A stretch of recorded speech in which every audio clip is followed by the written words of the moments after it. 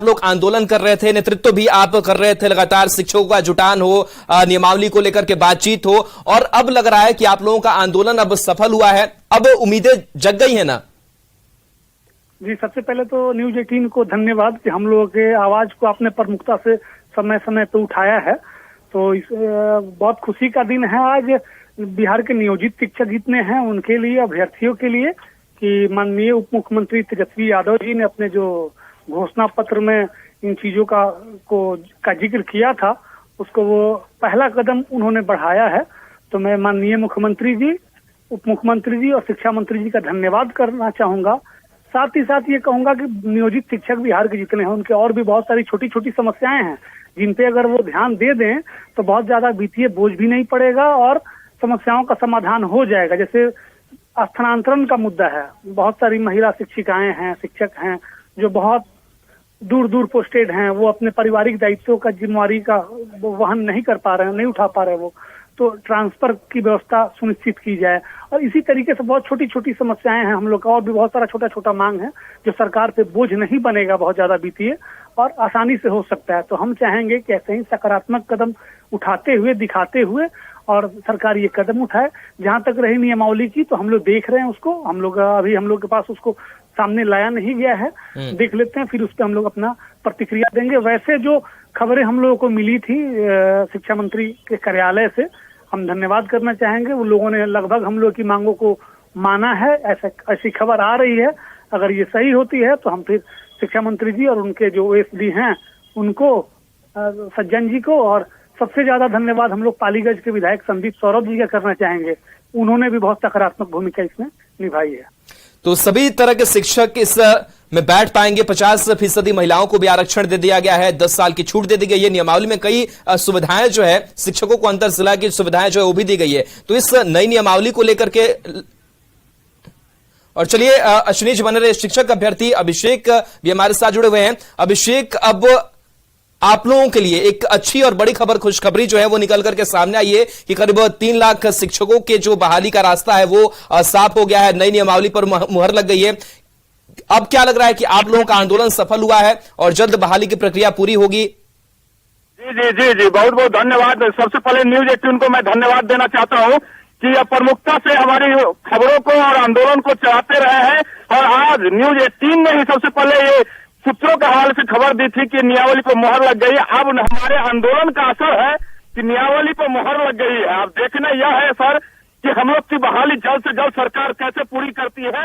बस यही हम लोग का आशा है कि जल्द से जल्द हमारी बहाली पूरी हो जाए, और हम सरकार से यही मांग करते हैं कि जल्द से जल्द हमारी बहाली पूरी हो जाए। हम लोग एसटीटी मेरिट शिक्षक अभ्यर्थी 30,675 पिछले 4 सालों से बैठे हुए हैं, और न्यूज 18 ने हमारी आवाजों को बराबर हर आंदोलन में उठाया है, उसके लिए धन्यवाद सर। अभिषेक, पहले नियोजन इकाई के तहत बहाली की जाती थी, अब तो कमीशन बन जाएगा और बाकी पारदर्शी तरीके से आप लोगों की बहाली जो है वो सुनिश्चित की जा सकेगी। तो क्या लग रहा है कि इसका फायदा आप लोगों को मिलेगा? अब सड़कों पर उतरने की आप लोगों को भी नौबत नहीं आएगी? नहीं नहीं नहीं, अगर ये नियोजन इकाई खत्म हो गई है तो बहुत बहुत अच्छा, क्योंकि हमारी मांग यही थी नियोजन इकाई खत्म हो जाए और सेंट्रलाइज पूरी तरीके से होगी तो पारदर्शी हो गया। इसमें एकदम कोई भी किसी भी तरीके की गुंजाइश नहीं होगा गलत करने का, क्योंकि सेंट्रलाइज कंप्यूटराइज होगी तो पारदर्शी होगी। और सरकार बहुत ही अच्छे कदम उठाई है। हम लोग का जो मांग था वह मांग मिल गई। अब ये देखना है कि नियमावली में हमारा एसटीटी मेरिट शिक्षकों अभ्यर्थियों का कितने वेटेज दिया गया है, एसटीटी मार्क्स पे किया गया है कि नहीं किया गया है, ये देखना है। जी सर, चलिए बिल्कुल। तो आप लोगों की नियुक्ति की जो प्रक्रिया है वो अब और ज्यादा कह सकते हैं कि आसान हो गई है। आप लोगों के लिए खुशखबरी जो है वो भी सामने आ रही है। लेकिन जिस तरीके से देखा जाए, आप लोग लगातार आंदोलन कर रहे थे और कई मसलों को लेकर के उठा रहे थे कि जो पूरी प्रक्रिया होती है वो काफी अनसुलझी हुई होती है, वो सुलझी हुई नहीं होती है। तो ऐसे में जो नई नियमावली है जिसकी आप लोग मांग कर रहे थे, क्या उसके करीब मानते हैं कि इस नई नियमावली के जरिए नियम बनाए गए हैं और उसका फायदा आप लोगों को पहुंचेगा? जी जी, एकदम एकदम, क्योंकि 2020 का नियमावली एकदम डिग्री दिखाओ नौकरी पाओ पे चल रही थी। हम लोग का पूरा मांग था नई नियमावली में STT marks, CTET marks, BTech marks और सेंट्रलाइज प्रक्रिया अपनाया जाए। हमें पूरा विश्वास है कि नई नियमावली में यही प्रक्रिया अपनाया गया है। और आज 3 लाख शिक्षकों की खुशहाली का दिन है, क्योंकि यह सरकार बहुत दिनों से टालमटोल कर रही थी, लेकिन हम लोग का आंदोलन जो ताबड़तोड़ आंदोलन कर रहे थे, क्योंकि बिहार में 6,421 विद्यालय में एक भी हाई स्कूल के शिक्षक नहीं है, जिसके लिए हम लोग आंदोलन अभी 31 मार्च को भी किया था। तो सरकार ने हमारी बात को ध्यान पूर्वक रखते हुए आज नई नियमावली को मोहर लगा दी है। उसके लिए सरकार को बहुत बहुत धन्यवाद देना चाहते हैं। साथ ही साथ न्यूज 18 को भी बहुत बहुत धन्यवाद देना चाहते हैं।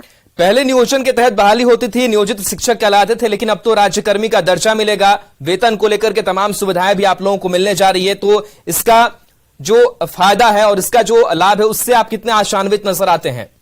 बहुत अच्छा लगा कि राज्यकर्मी का दर्जा, एक शिक्षक राष्ट्र का निर्माता होता है और राज्यकर्मी का दर्जा दिए जाने के लिए नीतीश कुमार जी को बहुत बहुत धन्यवाद देना चाहता हूँ कि उन्होंने बहुत ही अच्छी पहल किया है। और नियोजित जो शब्द था ना, एक धब्बा टाइप का था टीचर के ऊपर, कि टीचर भी एक नियोजित होते हैं। इसके लिए मैं नीतीश कुमार जी, माननीय मुख्यमंत्री जी को बहुत बहुत धन्यवाद देना चाहता हूँ। जी सर। जब आप लोग सड़कों पर होते थे और जब धरना प्रदर्शन आप लोगों का चलता था, तो काफी संख्या में महिलाएं भी नजर आती थी। अब तो 50% उन लोगों को भी आरक्षण मिलेगा, तो अब दोनों पुरुष और महिलाएं दोनों बराबरी के कंधे से मिलाकर के काम करेंगे और शिक्षक बनेंगे आप लोग और बच्चों के भविष्य को भी उज्जवल करेंगे। जी जी जी, किसी भी समाज में महिला पुरुष को पैरेलल रखा जाता है, तभी समाज का विकास होता है। क्योंकि हमारे स्कूल में बहुत 50-50 लगभग रेशियो लड़की का भी है, तो बहुत सारी जो बातें होती है वो लड़की मेल टीचर को नहीं कह पाते हैं, तो फीमेल टीचर को अपने पर्सनल बात कह पाते हैं कि क्या समस्या है, नहीं है समस्या। तो हमारी महिला साथी जितने भी शिक्षक कर्मी है वो साथ में रहेंगे और 50-50 का जो मिला है वो बेहतर है। इससे हम संतुष्ट हैं, कोई दिक्कत नहीं है और सरकार को भी इसमें पहल करना चाहिए। नियमावली में 10 वर्ष तक की छूट होगी, 3 बार मौका मिलेगा, ये सब चीज भी आप लोग चाहते थे कि हो, जो नई नियमावली में मुहर लगी है? जी जी जी जी, क्योंकि बहुत हमारे शिक्षक अभ्यर्थी ऐसे हैं जिनका उम्र पार हो गया, 4 साल से बहाली नहीं हो रही है, तो उम्र पार हो गया, तो उनके लिए भी बहुत अच्छा अवसर मिला कि 10 वर्ष की छूट मिल गई है। तो फिर इस बहाली प्रक्रिया में आ सकते, क्योंकि ये 4 साल पहले बहाली होने वाली थी और नियम के तहत उनका उम्र लैप्स गया था। तो अच्छी बात है, सरकार अच्छी बात की है, इसके लिए बहुत बहुत धन्यवाद। इसके आगे भी जो प्रक्रिया होगी भर्ती की, वो भी कमीशन के जरिए ही की जाएगी भविष्य में। ऐसी संभावना जो है वो जताई जा रही है कि ये सिर्फ इस साल के लिए ही नहीं है, बल्कि इस नियमावली के जरिए कहीं ना कहीं आगे के भविष्य का भी रास्ता साफ हुआ है। तो आने वाले वक्त में भी लग रहा है कि इसका फायदा शिक्षक अभ्यर्थियों के लिए, जो शिक्षक बनना चाहते हैं उनके लिए होगा। जी जी जी जी, ये जो आने वाले जो, सर एक बार क्वेश्चन रिपीट कीजिएगा। आने वाले भविष्य की भी अगर बात करें तो जिस कमीशन के जरिए बहाली की जाएगी या फिर जो नए शिक्षक बनना चाहेंगे उनके लिए भी रास्ता आसान होगा। जी जी जी जी, क्योंकि यह आगे कंपटीशन एग्जाम से जब शिक्षकों की बहाली होगी तो बेस्ट और मेरिट शिक्षक की बहाली होगी। जिस तरीके से एसटीटी मेरिट शिक्षक प्रतियोगिता परीक्षा से हुआ था, उसी तरीके से एग्जाम अगर शिक्षकों की होगी तो बिहार एजुकेशन में नंबर 1 पे जाएगा, जो कि अभी सबसे नीचे स्तर पे है। सेंसेक्स उठा के देख लिया जाए तो लिटरेसी रेट सबसे नीचे है। तो हम चाहते हैं कि सरकार का ये जो कदम है कि कंपटीशन के द्वारा शिक्षकों की बहाली भी हो, वो बेहतर कदम सोची गई है और शिक्षकों को अच्छा अवसर मिलेगा, क्वालिटीपूर्ण एजुकेशन मिलेगा बच्चों को। इसके लिए बहुत बहुत धन्यवाद देना चाहते हैं। सरकार ने, अभिषेक जी, अपना पूरा काम कर लिया है कि आप लोगों की भर्ती आसान हो जाए, लेकिन अब जब एज ए शिक्षक आप लोग पढ़ाने के लिए जाएंगे तो आप लोगों के ऊपर भी बड़ी जिम्मेदारी होगी कि बच्चों को किस तरीके से गुणवत्तापूर्वक हम शिक्षा दें, क्योंकि आप लोगों की जरूरत थी तो आप लोग साथ आकर के आंदोलन कर रहे थे और तमाम चीजें शिक्षक अभ्यर्थियों के साथ कोऑर्डिनेट करके कर रहे थे। तो क्या लग रहा है कि आप लोगों की भी कितनी बड़ी जिम्मेदारी होगी ताकि आप लोग बच्चों को अच्छी शिक्षा दे सके? जी जी, हमारी पूरी जिम्मेदारी है। जिस तरीके से मैंने अपनी प्रतियोगिता परीक्षा को पास किया, ठीक उसी प्रकार से हम अपने स्कूल में जाके बेहतर एजुकेशन दे बच्चों को और क्वालिटीपूर्ण एजुकेशन दे, ये हमारी जिम्मेदारी बनती है। जैसे ही मैं स्कूल में जाऊंगा तो बेहतर शिक्षा दे पाऊंगा और अपनी पूरी कर्तव्य निष्ठा से 100% मैं अपनी पूरी 100% दूंगा बच्चों की पढ़ाई के लिए। सरकार से नाराजगी भी थी आप लोगों की, क्योंकि आपकी मांगे पूरी नहीं हो पा रही थी, लेकिन अब सरकार ने आपके लिए सोचा है, नाराजगी आने वाले समय में या फिर अब लगता है कि दूर हो रही है? जी जी जी जी, सरकार से नाराजगी थी क्योंकि पिछले 4 सालों से ये बहाली नहीं दे रही थी, नियमावली नहीं हो पा रही थी, इसलिए सरकार से नाराजगी थी। लेकिन आज खुशी का दिन है कि पिछले 4 सालों का हम लोग का पर्यटन एकदम बढ़िया क्लियर कर दिया सरकार, नियमावली पर मोहर लगा दिया। अब देखना यह है कि नियमावली में कितना क्या चीज आई है, बन छन के, ये जब हाथ में आ जाएंगे तो और बात निकलेगी। अभी तो कैबिनेट की मुहर लगी है और बेहतर ही होगा। सरकार कभी भी कोई कदम उठाती है